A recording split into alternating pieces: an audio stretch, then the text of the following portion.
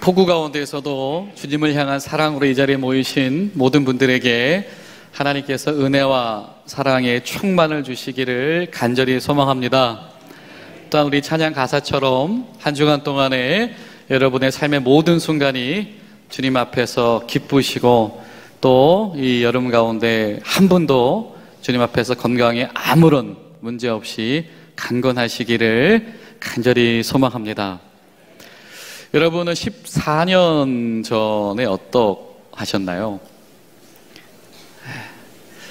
14년 전에 오늘 14년 전과 오늘의 여러분은 어떤 모습이신지 모르겠습니다.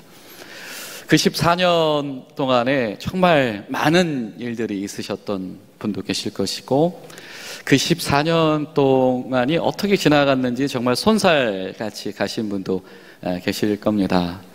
그러나 전자가 되셨든지 후자가 되셨든지 공통점이 하나가 있다라고 한다면 분명히 14년 전과 오늘은 결코 똑같지는 않고 무엇인가 달라지고 변화가 일어나셨을 줄로 믿습니다. 저는 14년 전에 이제 저희 기수가 처음 비행단 목회를 나오는 해였습니다.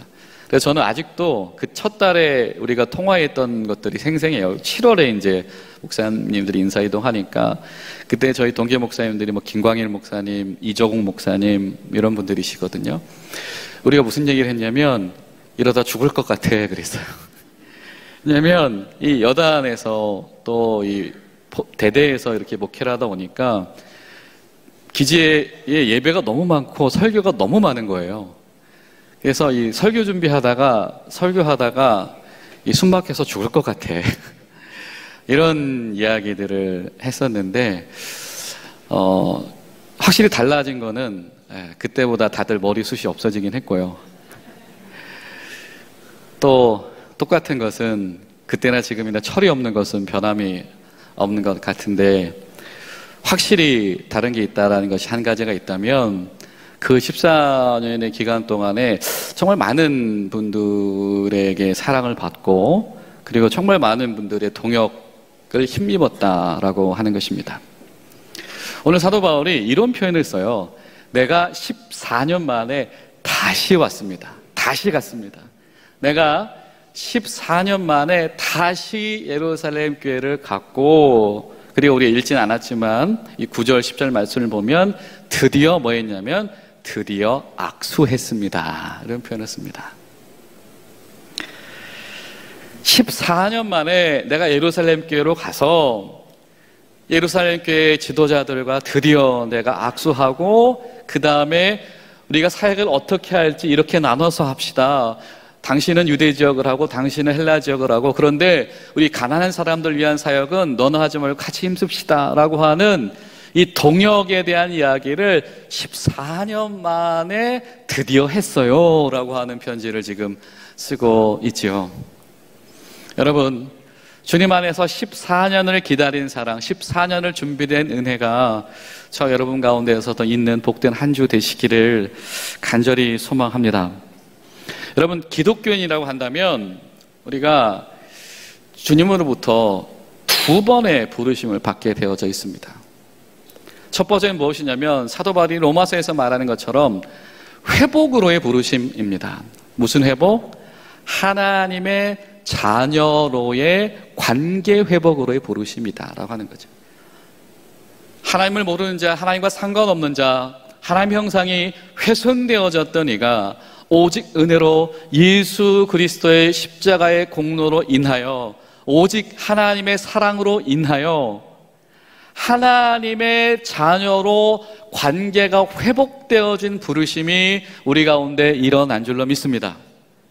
여러분, 혹시 우리 가운데에 기독교인으로 그리스도인으로 결신하고 있지 못하고 거듭남과 중생의 확신 속에 없는 분들이 계시다면 주님의 은혜를 더 구하시고 더 때를 놓치지 마시고 하나님 내가 하나님의 자녀가 되었습니다 라고 하는 기쁨이 우리와 우리 사각지대 가운데 빈틈없이 일어나게 되기를 우리 함께 중보하고 기도한 저 여러분 될 수 있기를 간절히 소망합니다.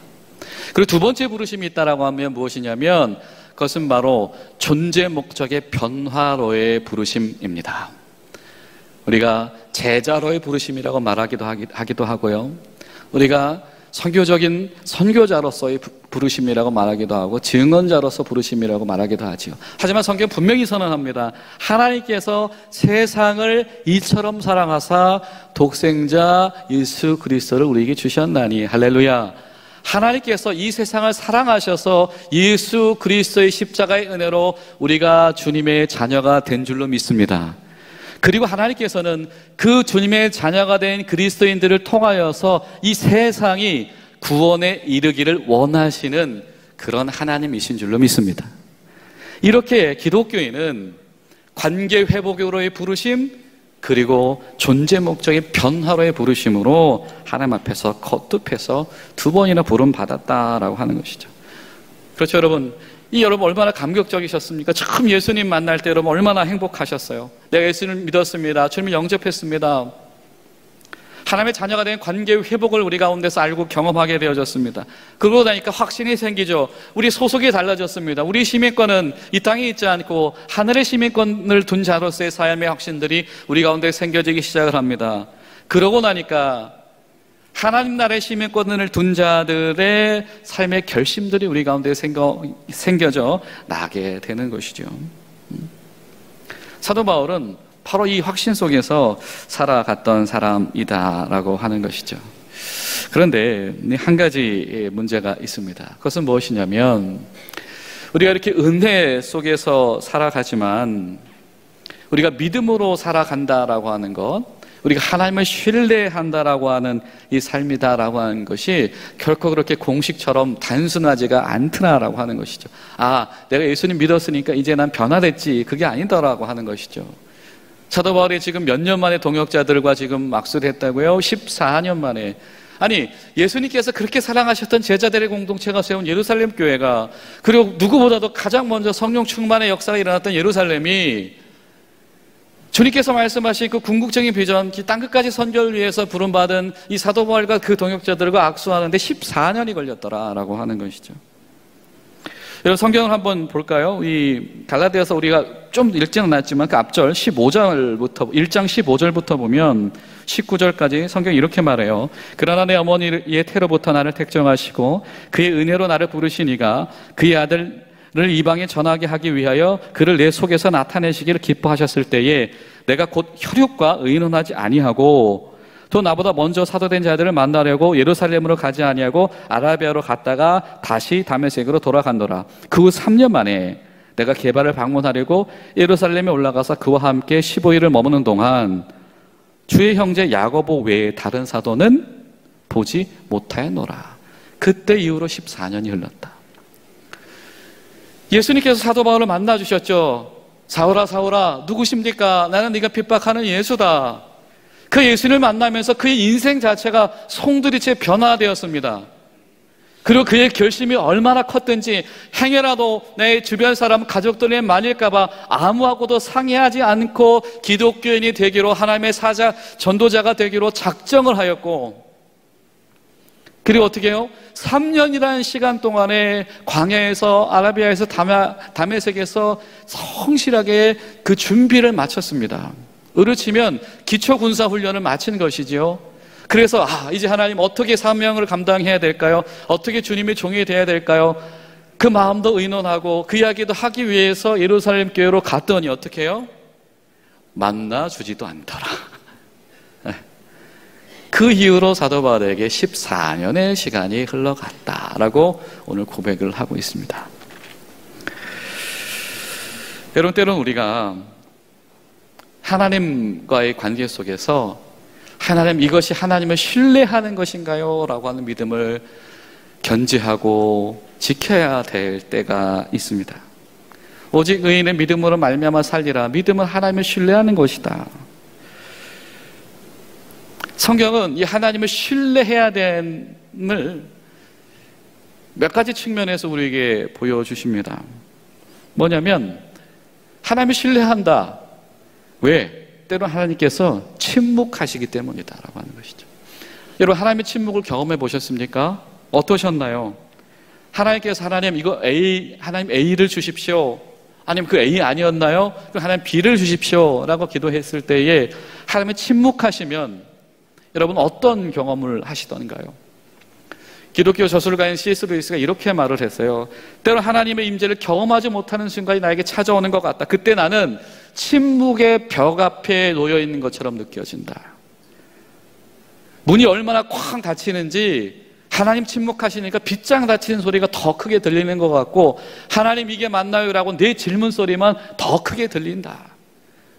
마치 하나님이 나와 담 싸고 계신 것처럼 느껴진다라고 하는 것이죠. 여러분, 성경을 보면 그런데 똑같은 고백들을 하는 이들이 있습니다. 시편 74편 9절을 보면 시편의 기자가 이렇게 고백을 하죠. 우리의 표적은 보이지 않으며 선지자도 없으며 이런 일이 얼마나 오래 갈지 우리 중에 아는 자가 없나이다. 표적이란 무엇입니까? 하나님이 살아계신 증거입니다. 선지자란 누구입니까? 하나님의 말씀을 대신 얘기해 주는 사람이죠. 근데 표적도 일어나지 않고 이게 하나님의 말씀입니다라고 얘기해 주는 사람도 없으니 이거 하나님이 안 계신 것 같은 불안함이 찾아오는데, 게다가 이 일이 언제까지 이렇게 될 거지 도무지 추측도 할 수 없다라고 하는 그런 당혹감이 이 시편 속에 녹아들여져 있지요.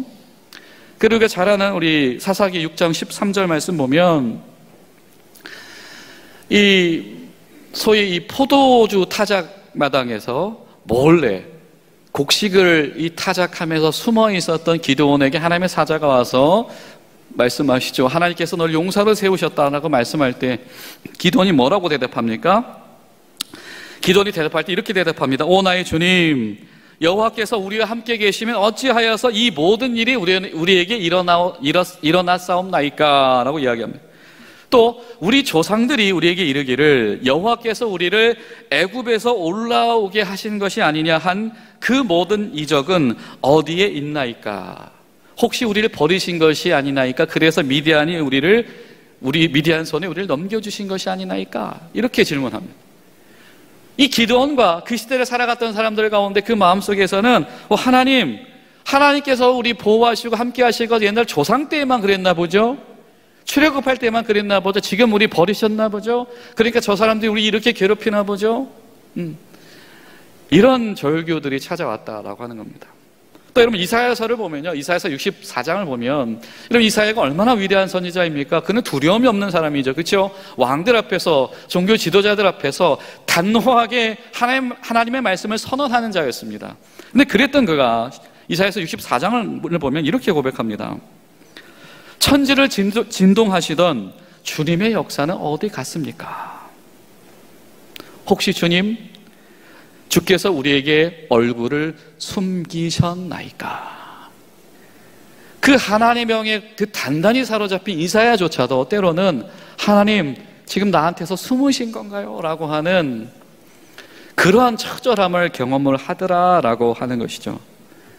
여러분, 믿음이라고 하는 것은 바로 신뢰하는 것인데요, 그 신뢰한다라고 하는 것이 무엇이냐면 이렇게 때로는 하나님께서 침묵하실 때에 하나님 우리에게는 왜 그런 도움과 그런 은혜가 없습니까? 라고 한 질문이 우리에게 찾아올 때에 그래도 여전히 대답하실 하나님을 기대하고 기다리는 것, 여러분 이것이 바로 하나님을 향한 신뢰이고 이것이 바로 성경이 말하는 믿음이다라고 하는 것을 우리가 기억할 수 있기를 바랍니다. 그럴 때는 하나님은 침묵하시기만 하는 것이 아니라 더 강하게 몰아붙이실 때도 있습니다. 뭐냐면 광야로 보내버리실 때도 있다라고 하는 거죠. 여러분 잘 아시는 우리 믿음의 위대한 사람 모세는 어떠했습니까? 40년 동안 유목민들 틈에 가서 남의 양 가축을 대신 쳐주는 그런 노동자의 삶을 40년 동안 살았습니다. 맨날 양털 깎고 또 배설물 치우고 그런 걸 40년 동안 했었겠죠. 그러다 40년이 지나고 났을 때 하나님께서 비로소 가시덤불 가운데서 나타나셨습니다. 나는 그때도 나이고 지금도 나이고 나는 그때도 나일 것이다. 모세야, 내가 너를 보내겠다. 그러셨던 하나님께서 모세를 통해서 이스라엘 백성들을 이끌고 가실 때 어떻게 하셨습니까? 그들도 똑같이 40년의 광야 가운데서 훈련시키셨습니다. 여러분 다윗은 어떠했습니까? 멀쩡하게 양떼를 잘 치고 있던 다윗이 어느 날 소집이 됐어요. 그 집에 갔더니 어떻게 합니까? 선지자 사무엘이 와서 기름 부어주죠. 하나님께서 너를 마음에 합해하신다. 하나님께서 너를 왕으로 세우셨다. 기름 부어주셨는데 다윗이 언제 왕으로 등극합니까? 그가 30살이 되었을 때 비로소 유다와 여부스 족속의 왕으로 추대가 되어지고, 그리고 7년 반이 더 지났을 때에 비로소 이스라엘의 왕으로 세워지게 됩니다. 짧게는 15년, 길게는 20년이 넘는 시간을 다윗은 여전히 목동으로 광야에서 살았습니다. 때론 살해 협박 가운데에서 쫓기는 신세로 광야에서 살았다라고 하는 것이죠. 자신의 인생의 절반 이상을 광야에서 내몰린 뒤에야 다윗이 하나님께서 보내신 그 소명, 이스라엘의 왕으로 세우신 그 소명의 자리로 나아갈 수 있었다라고 하는 것이죠. 여러분, 아브라함도 마찬가지였죠. 아브라함아, 내가 너를 통해서 좋은 일을 시작하고 싶어. 너를 통해서 복이 무엇인지를 세상에 알려주고 싶어. 예, 하나님 알겠습니다. 막상 본토 친척 아비지 갈대아 우를 떠났더니 어디로 갔습니까? 아무도 없는 광야, 아무런 도움도 없는 광야 가운데서 하나님께서 번성하게 하신다고 하셨는데, 그가 100세가 됐을 때에, 인생의 4분의 1이 지나고 났을 때 비로소 첫 아들을 낳게 되어지면서 그때서부터 하나님께서 이제 복을 시작하시는 거라고 하는 감격을 비로소 맛보게 되어졌지요. 때론 성경은 우리에게 하나님을 신뢰한다라고 하는 것이 이런 것이다 라고 도전을 한다라고 하는 겁니다. 여러분, 우리가 사도 바울이었다라고 한다면 이게 어떤 마음이었을까? 그가 하나님 앞에서 기독교인이 되는 결심을 하는 것도 보통의 결심이 아니었으며, 그리고 열심히 3년을 광야에서 기도하고 준비하고 전도의 연습을 하고 말씀을 묵상하면서 이제 이렇게 사역하면 되는 것인가, 어떤 동역자들과 사역을 해야 될까 라고 했을 때 막상 이 교회들과 함께 하지 못했을 때에 그가 경험했던 이 당혹감들은 어떠한 것이었을까라고 하는 것이죠. 준비기간 3년, 이 서로 단절된 기간 14년, 예수님을 만난 뒤에 17년이 되고 나서야 사도 바울이 비로소 우리 동역을 시작했어요. 우리 드디어 악수했어요. 우리 같이 기도 제목을 나눴어요. 이 얘기를 할 수 있게 되어졌더라라고 하는 것이죠. 여러분, 때로는 우리가 하나님의 침묵을 경험을 하거나 그 속에서 우리가 그것을 다 이해하거나 해석할 수 없는 경우가 반드시 찾아올 것입니다. 그때 우리는 하나님께서 무관심하신가, 그런 어떤 마음의 상실이 우리가 당한 그 상황을 더 곤고하게 만들게 될지도 모릅니다. 그러나 분명한 성경이 우리에게 증언한 사실 한 가지는, 하나님께서 침묵하시는 그 시간도, 하나님께서 광야로 보내신 그 시간도 모두가 다 하나님 앞에서 믿음으로 사는 법을 배우는 시간이다. 하나님을 신뢰하는 법을 배우는 시간이다 라고 하는 것을 여러분, 우리는 기억해야 될 줄로 믿습니다. 예수님이 그러하셨죠. 예수님은 버려짐을, 혼자 되심을 경험을 하셨죠. 예수님은 스스로 십자가의 길을 걸어가셨습니다. 어찌하여 나를 버리셨나이까? 그 지경까지 예수님께서 내려오셨다라고 하는 것이죠. 그러나 주님 뭐라고 말씀하십니까? 그러나 아버지, 나의 뜻대로 마시고 아버지의 뜻대로 하시옵소서. 내가 단절된 것 같은 그 시절 가운데에서 바로 그 자리에서 시작되어지는 하나님 아버지의 뜻, 그것을 신뢰하는 것이 바로 예수님을 따라가는 자들이고 제자들의 삶이고, 이것이 진정한 그리스도인의 모습인 줄로 믿습니다. 때로 골짜기에서 그 어둡고 추움 가운데에서도 여전히 내가 이 길을 걸어갈 때에 이 길이 하나님 앞에 놓여 있다라고 하는 것을 신뢰할 수 있는 것, 이것이 바로 믿음이다라고 합니다. 사도 바울이 24년 동안 그의 사역을 쉬었던가요? 그가 멈추었던가요? 그 예루살렘께로 돌아가지 못한다고 해서 하나님께서 그 일을 멈추셨던가요? 그렇지 않았습니다. 사도 바울을 통하여서 이방인의 선교가 하나둘씩 무르익어 가고 있었지요. 그래서 막상 그 이야기를 나눴을 때에 예루살렘 교회의 성도들과 그 사도들이 감동하지 않을 수밖에 없고 마음 문을 열 수밖에 없었던 일들이 이루어지게 되어졌다라고 하는 겁니다. 여러분, 우리가 예수님과 함께 동행하고 살아간다고 하지만 매일매일 삶의 기적이 모두 다 나를 위해서 일어나지는 않을 것입니다. 때로는 우리가 주님의 세밀한 음성을 도무지 듣지 못하여서 영적인 정체기가 우리 가운데 찾아올지도 모릅니다. 모든 지각이 뛰어난 하나님의 평강이 그리스도 예수 안에서 우리를 지키신다고 말씀하셨는데, 내 삶이, 내 감정이, 내 인격이 하루도 없이 이 불안정을 경험하게 되어지면서 수도 없이 때로는 좌절하는 분들이 있을지도 모르겠습니다. 그러나 여러분, 그 14년이 하나님 앞에서는 결코 무의미한 공백이 아니며, 하나님께서는 하나님의 손길 가운데에서 그 14년을 꽉꽉 채워두셔서 14년 만에 비로소 그들과 악수하게 될 때 넘칠 수 없는 감동을 주신 것처럼 저 여러분에게도 그런 감동을 예비하신 줄로 믿습니다. 여러분, 성경은 그런 이야기를 전합니다. 그 공백의 기간에 하나님 그 공백의 기간을 성실하게 채워나가게 하시더라라고 하는 것이죠. 여러분, 요셉을 생각을 해보십시오. 요셉은 잊혀진 시간을 살았던 사람입니다. 잊혀진 시간 속에서 그는 무엇을 하였습니까? 남의 집에 가서 종노릇을 하였습니다. 잊혀진 시간 속에서 그는 무엇을 하였습니까? 감옥에서 내가 믿을 만한 사람이다 라고 하는 것을 알 수 있게 하는 그런 시절을 보내야 했습니다. 그런데 그 시절이 준비되어졌을 때에 그가 하나님 가운데서 쓰임받게 되어졌죠. 다윗은 어떠합니까? 아까 말했던 것처럼 다윗은 여전히 목동이었습니다. 그가 매일매일 했던 일은 무엇일까요?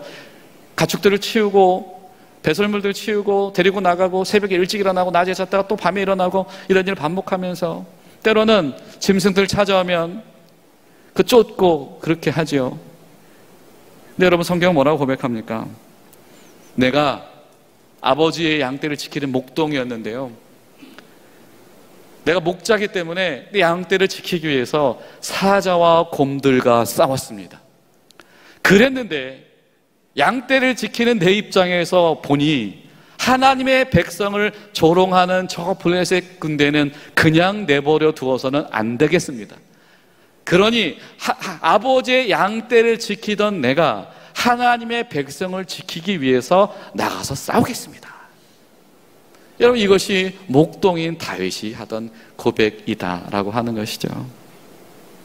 하나님께서는 그 다윗이 준비되어진 그 기간 동안에, 다윗이 들에서 사자와 곰들과 싸우던 그 기간 동안에 블레셋의 골리앗과 싸울 시간을 준비시키셨던 것이고, 블레셋과 골리앗과 싸우던 다윗이 하나님 나라를 제대로 기초를 놓을 수 있는 사람으로 하나님께서 준비시키셨다라고 하는 것이죠.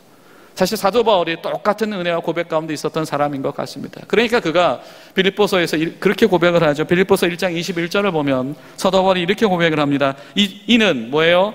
내가 사는 것이 그리스도니 뭐라고? 죽는 것도 유익함이라. 이제는 내가 사는 것이 그리스도니 죽는 것도 유익하며, 내가 감옥에 갇혔든지 이제 내가 노년에 여러 가지 병들었든지 아니면 여러 사람들 가운데서 내가 외면당했든지 그것이 나에게는 어떤 영향력도 미치지 못합니다. 여러분, 우리는요 하나님과 관계되어진, 회복되어진 그 순간 속에서만 살아가는 사람이 아니고 여전히 하나님과 함께 동행하며 살아가는 사람인 줄로 믿습니다. 그리고 그 하나님은 끊임없이 우리를 존재 목적의 변화로 이끄시는 줄로 믿습니다. 비로소 14년 만에 내가 악수하게 14년 만에 이제 전도가 시작됐어요. 여러분 가운데 14년 만에 시작되어진 전도, 14년 만에 시작되어진 예배, 14년 만에 시작되어진 선교가 여러분에게 일어나게 되시기를 간절히 소망합니다. 사도 바울이 고린도서를 보면 교회를 이렇게 표현해요. 하나님께서는 교회를 특별하게 다루신다. 그래서 그리스도인과 교회를 하나님께서 온전케 하시기 위해서 뭘 주시냐면 은사를 주신다.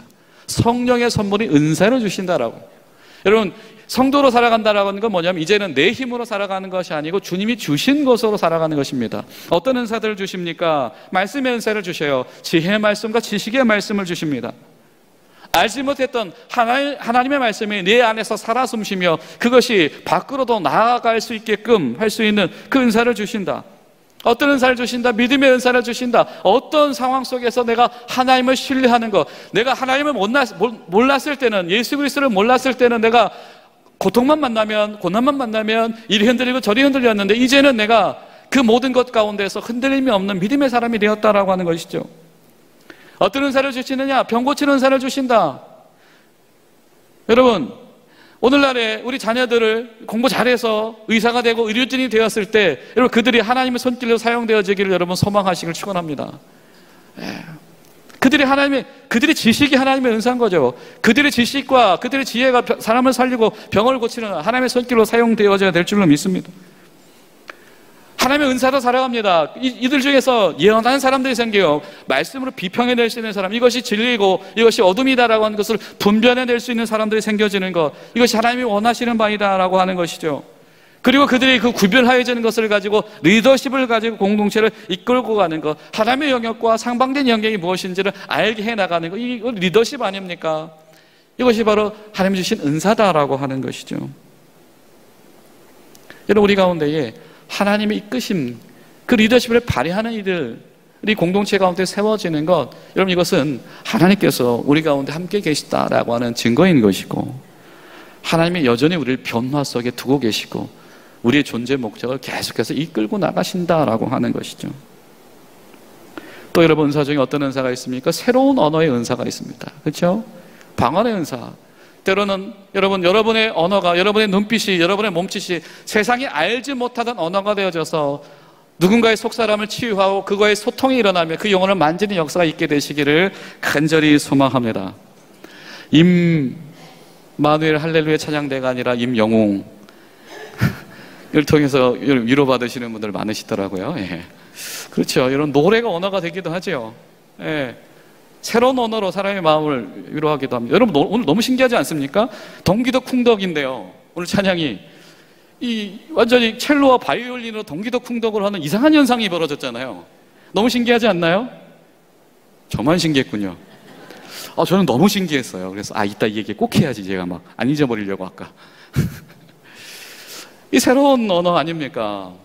하나님께서 우리 가운데 끊임없이 새로운 언어를 전에 하지 못했던 기도를 하며, 전에 하지 못했던 일을 이야기하며, 전에 하지 못했던 좋은 일을 꿈꾸며, 전에 하지 못했던 선교의 일을 하며, 전에 하지 못했던 선함을 우리 가운데 품고 그것을 막 공유하는 것, 이 새로운 언어가 쏟아지는 것, 여러분, 이것이 주님이 원하시는 일인 줄로 믿습니다. 그랬는데 여러분, 그 은사의 이야기를 쭉 하다가 고린도전서 12장이 어디로 넘어가죠? 고린도전서 당연히 13장으로 넘어가죠. 그렇죠? 그 13장 성경 뭐라고 말하는지 아십니까? 13장 1절에서 3절, 그 13절 함께 보겠습니다. 시작.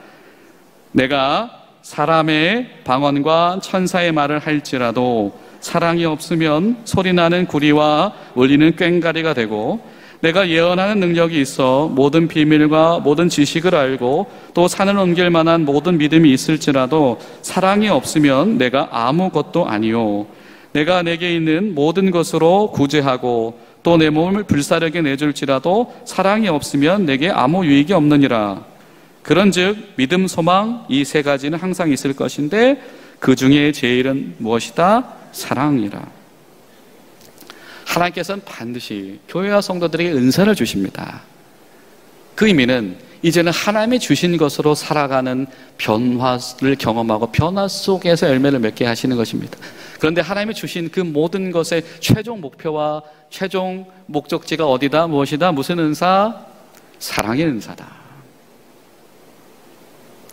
내 방식이 아니라 하나님의 방식으로 살아가던 사람들의 변화의 종착점이 어디냐면 바로 사랑이다라고 하는 것입니다. 그렇기 때문에 하나님께서는 독생자를 주셔서 세상을 구원하신다라고 말씀하신 줄로 믿습니다.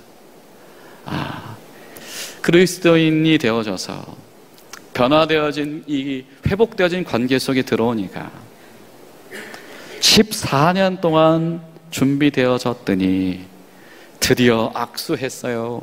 드디어 기도 제목을 나눴어요. 드디어 앞으로 이렇게 사역하기로 했습니다 라고 하는 사랑의 은사가 마치 오늘 말씀 속에 사도 바울의 이 짧은 이 갈라디아서 편지 속에서 정말 뜨거운 용광로처럼 지금 폭발하고 있더라라고 하는 것이죠.